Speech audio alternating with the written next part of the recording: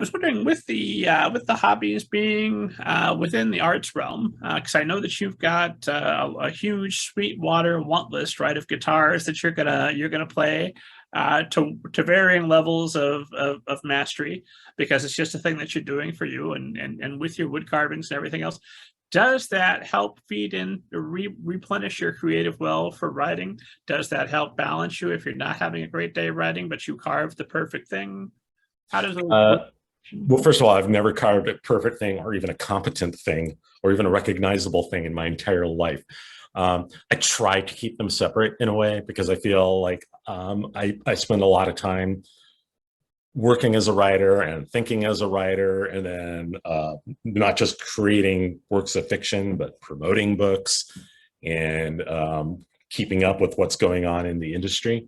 It's good just for me to be a well-rounded person to have an alternative to that. But at the same time, one of the best pieces of writing advice I ever got was from the writer Maureen McHugh. And I was at a writing workshop, and the one piece of advice that most stuck with me is she said, write about your obsessions, because that is, if you're writing about what compels you, what obsesses you, the reader's going to find that compelling and obsessive. So I've already, in Weird Kid, that kid plays guitar and bass, because when I was writing it, I was really deeply, obsessively interested in playing stringed instruments. And so I put that obsession and I gave that to my character. I think that made my character just a little more three-dimensional and interesting. I'm already thinking about the next book I'm going to write after the book I'm writing.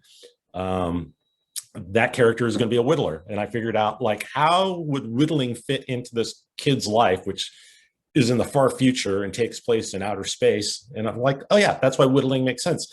And it'll just be fun for me to give this kid my whittling obsession. So my interests always seem to find their way into my books and my characters. Well, if all of the evil aliens are made of wood, well then, that whittling skill's really gonna come. Oh yeah, hold still, alien wood beast. I'm going to very slowly and methodically whittle you into a mushroom and probably cut my fingers, and at the end you will be unrecognizable as a mushroom. Yeah. No, the kid is going to be, I want to play with terraforming, the idea of terraforming, of turning planets into Earth-like environments. And I thought, if a kid is really into doing that, that means the kid is a builder, a maker. And it'll just be an interesting character trait to have them, whittling trees or whittling the strange animals they want to make.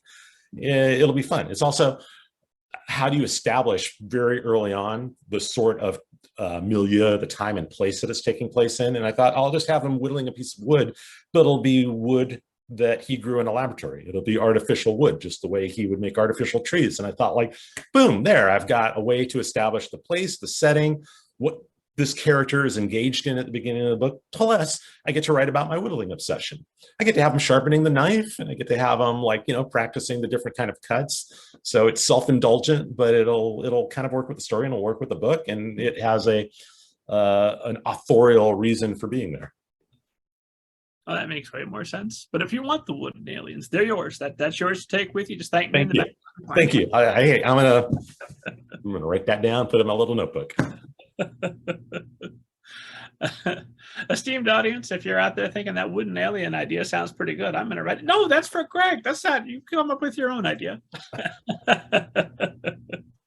We can all have wood aliens. They'll be filtered through our weird psychologies, and they'll be all vastly different weird aliens. Maybe we'll do a wood alien anthology. Oh yeah, that makes sense. Plenty of room for wood aliens.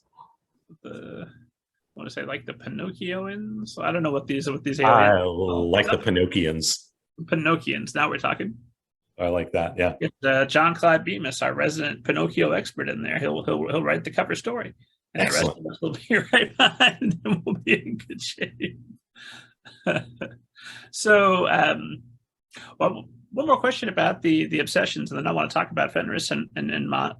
But with the obsessions, when you write about a child who loves guitars or a child who loves whittling, do you feel like I don't know if exercise is the right word, but you've taken that, like, okay, well, I put that part of me into a novel. Now I'll put something else into something into my next character. Or is it okay to be like John Grisham and every character every time is a lawyer, or Stephen King, every character is a writer? Yeah, well, I think it works for them because John Grisham writes a genre, legal thrillers. I think it works less well for Stephen King because after a while, like, I don't know that the world, even I, a writer, I'm not interested in reading that many stories about writers, but I do like to give just windows into things that interest people. So, you know, a window into the world of whittling. Not every character has to be a whittler. A window into the world of somebody who's trying to learn to play a guitar, but I don't need every character to be a guitarist. And I'm not really thinking of what the audience wants or what the audience needs. I'm just thinking like me. I don't want to write a character who's like a guitarist for every one of my books. I'm not saying I'll never do it again, but yeah. And I think if I did that, I'd probably start writing that character would end up being the same in other ways with the same personality and the same background. And I think that would be less fun for me to give characters all those traits. It's a little more fun to me to figure out what's a new fun thing to write about. In Fenris and Mott, the character has a root beer obsession. She's obsessed with root beer and does root beer reviews on a YouTube channel. I'm not that obsessed with root beer, honestly. So my obsessions and the character's obsessions often aren't the same. When they are the same, what's great though is I don't have to do the research. I won't have to do research, and it's not like I decided the character's a whittler and then I got to go figure out like, well, what's it like whittling? You know, that part of the homework is already done for me.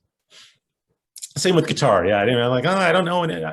I didn't give them something to learn that I'm not familiar with, or what a guitar shop looks like, how it feels to play guitar, what the words are, you know, the terminology. I already knew that. So that's sometimes why it's fun to put my own obsessions into stuff, because I'm not afraid to skip hard work. I don't have an aversion to not doing homework and not doing research. So if I can skip that, that's also an added benefit. Well, does that make an argument for cultivating new obsessive passions? Yeah, I mean, sure. You know, I mean, in a broader sense, and this is what I tell kids when I talk to them and they ask like how to be a writer.